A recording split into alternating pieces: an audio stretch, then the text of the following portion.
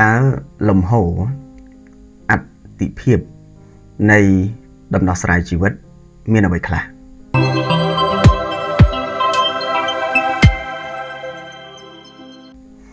អ្វីដែលខ្ញុំលើកឡើងនេះគឺចង់ឲ្យលោកលោកស្រីបងប្អូនមកឆ្លុះបញ្ចាំងត្រីរីពិចារណាធ្វើការគិតទាំងអស់គ្នាពាក់ព័ន្ធជាមួយនឹងលំហូរអត្តភាពឬក៏អតិភិបនៃលំហូរជីវិតហើយបើខ្ញុំលើកឡើងពាក់ព័ន្ធជាមួយលំហូរអត្តភាពនេះគឺដើម្បីឲ្យដឹងអំពីលំដាប់លំដោយឲ្យដឹងអំពី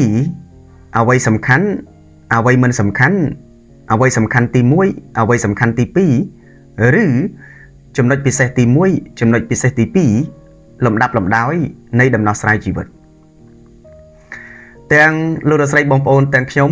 គឺសិតតែមានកាតព្វកិច្ចមានគេហៅថាការទទួលខុសត្រូវនឹងការដោះស្រាយចំណោទជីវិតដើម្បីឲ្យ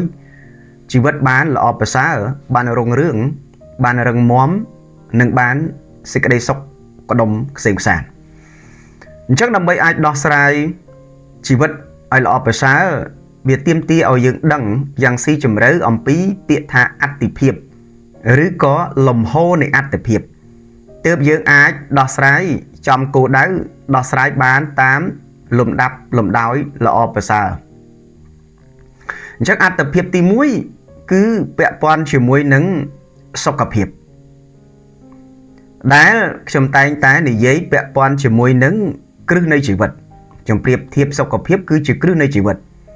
មានបញ្ហាសុខភាពគឺមានបញ្ហាជីវិតពីព្រោះសុខភាពគឺជាជីវិតនឹងឯងអញ្ចឹងដើម្បីអាចឲ្យជីវិតទៅមុខរលូនដំណើរការជីវិតបានល្អប្រសើរលូតលាស់ទៅបានតាមលំដាប់លំដោយដាច់ខាតលោកលោកស្រីបងប្អូនក៏ដូចជាខ្ញុំក៏ដូចជាមនុស្សជាតិទាំងអស់ហ្នឹងត្រូវធ្វើម៉េចដើម្បីឲ្យសុខភាពរបស់យើងនឹងរឹងមាំល្អប្រសើរគឺរឹងមាំទាំងផ្លូវចិត្តរឹងមាំទាំងផ្លូវកាយនិងរឹងមាំទាំងផ្លូវធម៌ពលទើបយើងអាចទៅមុខបានល្អប្រសើរអាហ្នឹងគឺជាអត្តភាពនៃលំហូរដំណោះស្រាយជីវិតទី1អត្តភាពនៃលំហូរជីវិតទី2គឺកសាងសមត្ថភាពកសាងនៅជំនាញសន្សំនៅបទពិសោធន៍សិក្សាស្រាវជ្រាវដើម្បីឲ្យមានចំណេះដឹងគ្រប់ជ្រុងជ្រោយនិងជំនាញយ៉ាងពិតប្រាកដនៅក្នុងការដោះស្រាយបញ្ហាជីវិតពាក់ព័ន្ធជាមួយនឹងអត្តភាពទី2គឺធ្វើម៉េចឲ្យយើងមានសមត្ថភាពនឹងតែម្ដងមានសមត្ថភាពនឹងតែម្ដងអានោះគឺជាអត្តភាពទី2អត្តភាពទី3គឺពាក់ព័ន្ធជាមួយនឹងជីវភាពជីវភាពគឺសំដៅទៅដល់ការរស់នៅមិនខ្វះខាតរស់នៅគ្រប់គ្រាន់គឺមានជីវភាពសមរម្យល្អប្រសើរមិនខ្វះខាតហើយបើខ្លាយដូចជាសេដ្ឋីមហាសេដ្ឋីគឺកាន់តែល្អប្រសើរកាន់តែមានគុណតម្លៃអញ្ចឹងពាក់ព័ន្ធជាមួយនឹងជីវភាពវាមិនអាចល្អប្រសើរមិនអាចរុងរឿងឬក៏មិនអាចគ្រប់គ្រាន់ពេញលេញបានទេប្រសិនបើយើងអត់មានអត្តភាពទី1ទី2ទី2គឺអត់ទាន់មានសមត្ថភាពក៏ជីវភាពរបស់យើងមិនសូវជាអំណោយផលល្អប្រសើរដែរពីព្រោះកត្តាជីវភាពនេះវាផ្សារភ្ជាប់ជាមួយនឹងរឿងពាក់ព័ន្ធច្រើនហើយក្នុងចំណោមនោះគឺអាស្រ័យទាំងស្រុងទៅលើសមត្ថភាពរបស់យើងតែម្ដងទើបខ្ញុំឲ្យលោកស្រីបងប្អូនក៏ដូចជាខ្ញុំផ្ទាល់ក៏ដូចជាមនុស្សជាតិផ្ទាល់ទាំងអស់ហ្នឹងត្រូវអនុវត្តឲ្យដឹងអំពីអត្តភាពលំហូរនៃការដោះស្រាយបញ្ហាជីវិតហ្នឹងឲ្យដឹងតាមលំដាប់លំដោយអញ្ចឹងហើយអត្តភាពទី3គឺជីវភាពអត្តភាពទី4នៃលំហូរនៃការដោះស្រាយបញ្ហាជីវិតហ្នឹងគឺពាក់ព័ន្ធជាមួយនឹងការកសាងការទំនាក់ទំនងនិងបង្កើននៅសម្ព័ន្ធភាពត្រូវ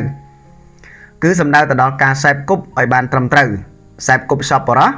សេពគប់មហាសប្បុរសសេពគប់មនុស្សល្អសេពគប់មនុស្សមានគុណភាពសេពគប់មនុស្សដែលមានចិត្តទូលាយឬក៏អាចនិយាយថាសេពគប់បណ្ឌិតនិយាយដូច្នេះមិនមែនឬអើមនុស្សទេគឺយើងរាប់អានទាំងអស់ឲ្យតម្លៃទាំងអស់គោរពទាំងអស់ប៉ុន្តែយើងត្រូវដឹងអំពីលំដាប់លំដោយនៃដំណោះស្រាយពាក់ព័ន្ធជាមួយនឹងអត្តភាពទាំងអស់ហ្នឹងដែលយើងប្រើពាក្យថាអត្តភាព ដែលជាលំហូរនៃការដោះស្រាយបញ្ហាជីវិតអញ្ចឹងចំណុចទី4គឺកសាងសន្សំខ្សែគប់សប្បុរសនិងជនជាបណ្ឌិតក៏ដូចជាមហាសប្បុរសទាំងឡាយនៅពេលដែលយើងមានសម្ព័ន្ធភាពល្អប្រសើរយើងស្គាល់មនុស្សដែលល្អប្រសើរយើងអាចមានឱកាសយើងអាចចែករំលែកគ្នាទៅវិញទៅមកដើម្បីបង្កើននូវកម្លាំងសាមគ្គីដ៏ល្អប្រសើរទៅលើផ្លូវត្រូវផ្លូវត្រង់ផ្លូវរីកចម្រើនទាំងអស់គ្នាអញ្ចឹងហើយកាលណាតែយើងដឹងអំពីលំដាប់លំដោយនៃអត្តភាពនៃការដោះស្រាយបញ្ហាជីវិតទើបយើងដោះស្រាយទៅវាមិនចម្ពាក់វៈវិនដោះស្រាយទៅវាមិនត្រឡប់ត្រឡិនដោះស្រាយទៅវាពិតជាដោះស្រាយបានមិនមែនជាប់ពាក់ព័ន្ធវៈវិនពិបាកក្នុងការស្រាយនោះទេគឺយើងពិតជាអាចស្រាយចំណងឬក៏ស្រាយចំណោទបានពិតប្រាកដមែនអញ្ចឹងសង្គមតលោកស្រីបងប្អូនត្រេះរិះពិចារណាហើយយកទៅធ្វើការឆ្លុះបញ្ចាំងអំពីអត្តភាពអំពីរបៀបអំពីលំដាប់លំដោយអំពីជំហាន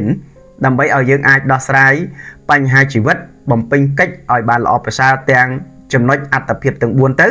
ជីវិតយើងនឹងរលូនជីវិតយើងនឹងល្អប្រសើរជីវិតយើងនឹងរឹងមាំជីវិតយើងនឹងមានរស្មី